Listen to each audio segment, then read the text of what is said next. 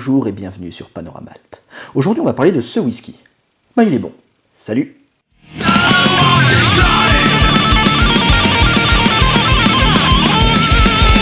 Oui je sais, personne n'y a cru mais ça m'a bien fait rire. Alors juste un petit mot avant de commencer. Deux petits mots en fait d'ailleurs. Première chose, les notes. Je les donnerai qu'à la fin de la vidéo en faisant un petit résumé du whisky.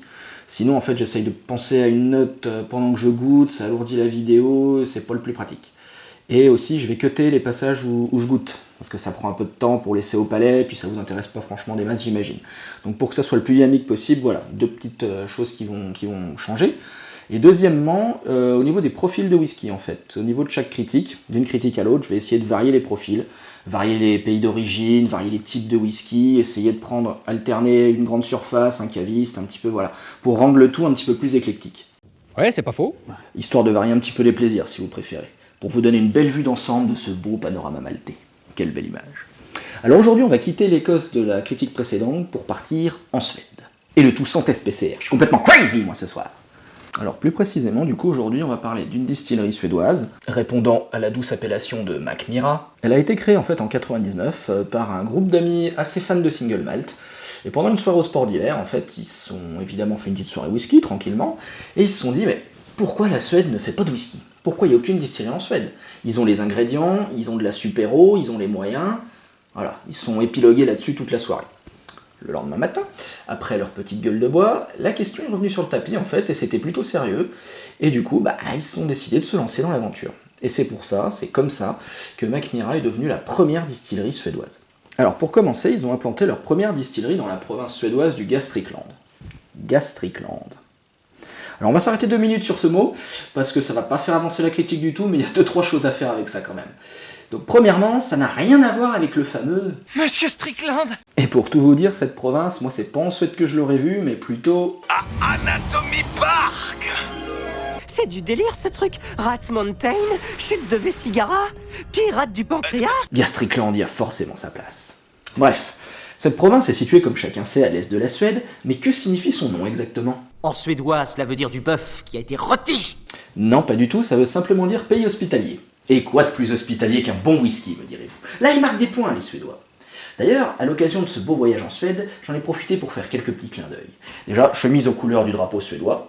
Enfin, si on oublie les bandes blanches, désolé, j'avais que ça qui se rapprochait le plus. T-shirt à l'effigie d'un groupe de métal suédois, bien entendu. Attention, quand je fais un truc, je le fais à fond. J'ai même revendu ma bagnole pour m'acheter une Volvo, rien que pour la vidéo sur la Suède.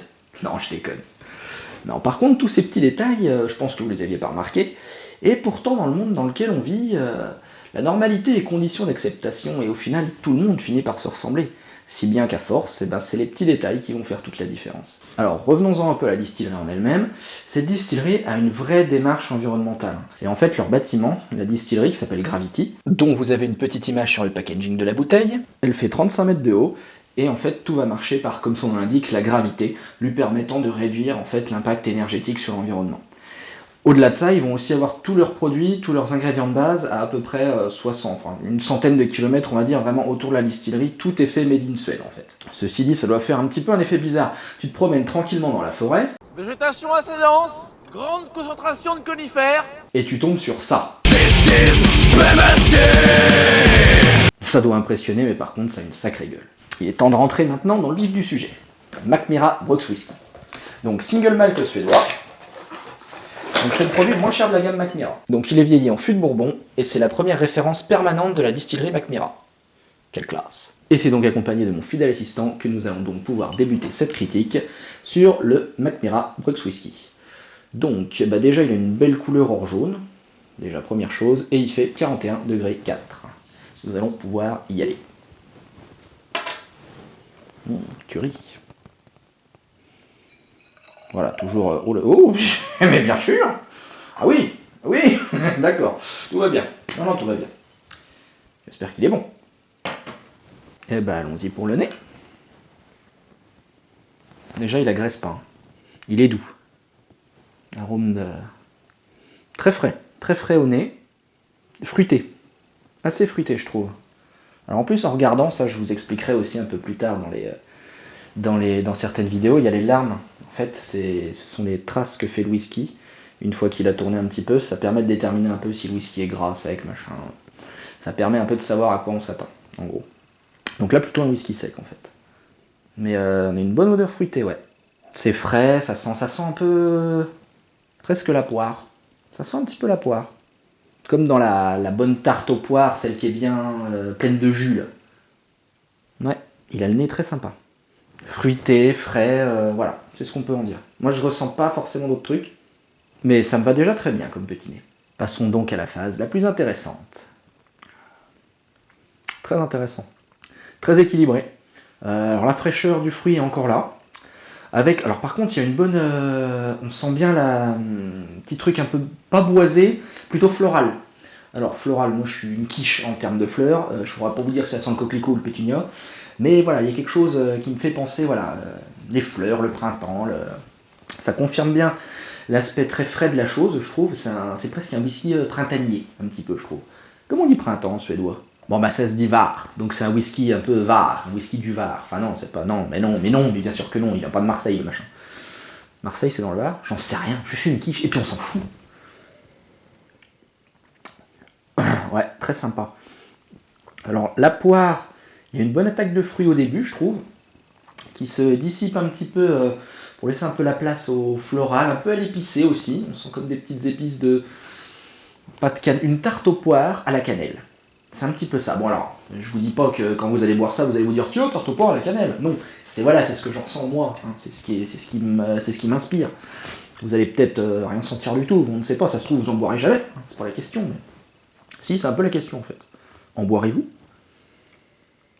Non, pour rester plus sérieux, par contre, c'est vrai qu'il est léger. C'est un whisky assez léger, assez subtil, mais c'est compliqué à dire parce qu'il est. Alors déjà, c'est un whisky sec.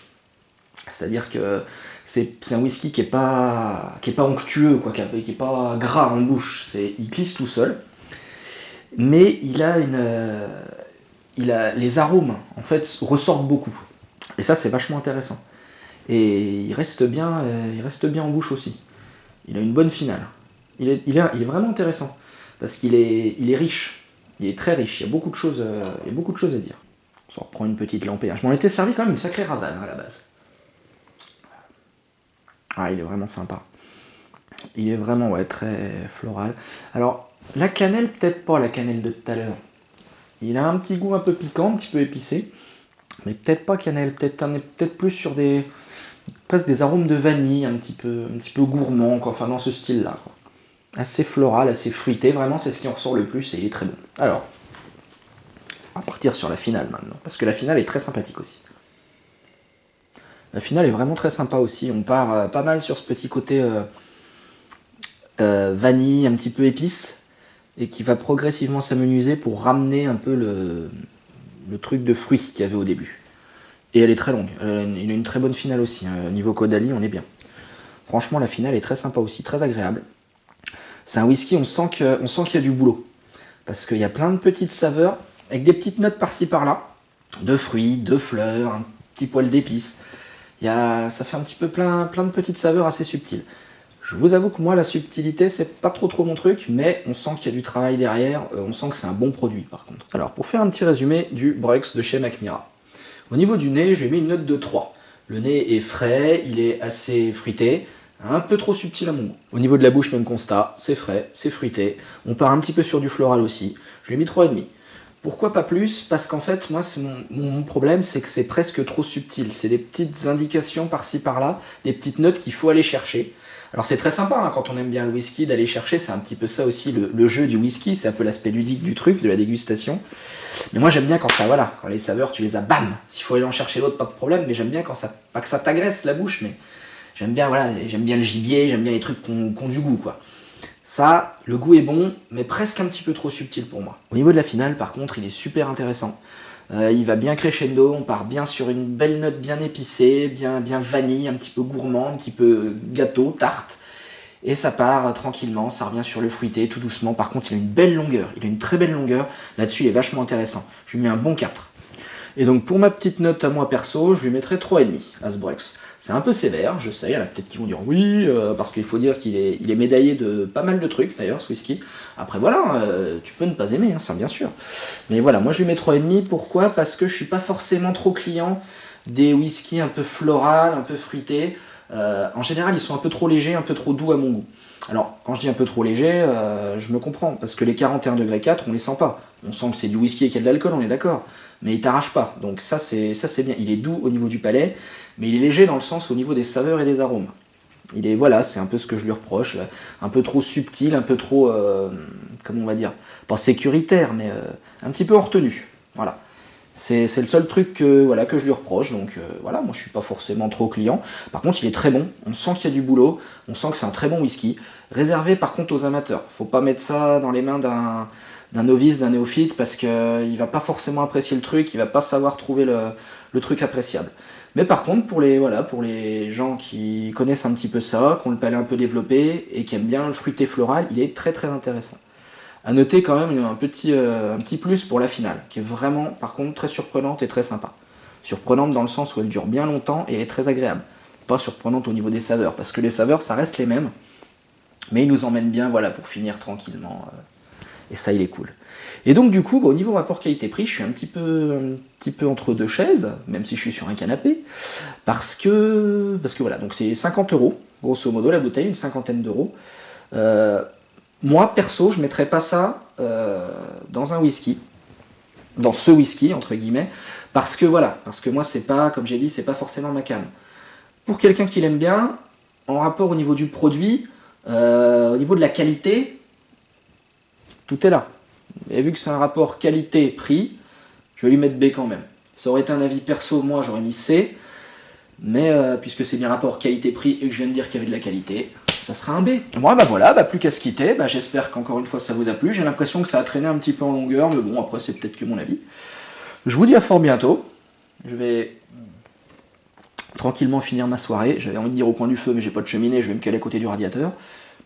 Et je vous dis à très bientôt sur Panorama Malt. À la prochaine.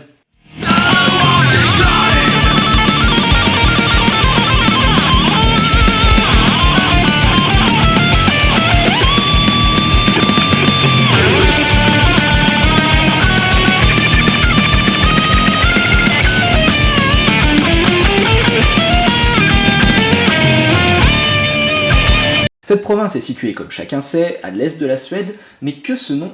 Que ça... Mais que ça me fait chier, oui, putain. Donc, single malt écossais. Écossais, mais pauvre abruti, ça fait 15 minutes que tu dis que c'est suédois, mais non, le machin il est écossais, mais bien sûr. La finale, par contre, est très bien, très intéressante, elle va crescendo. Et ça, c'est un SMS. Elle est catastrophe.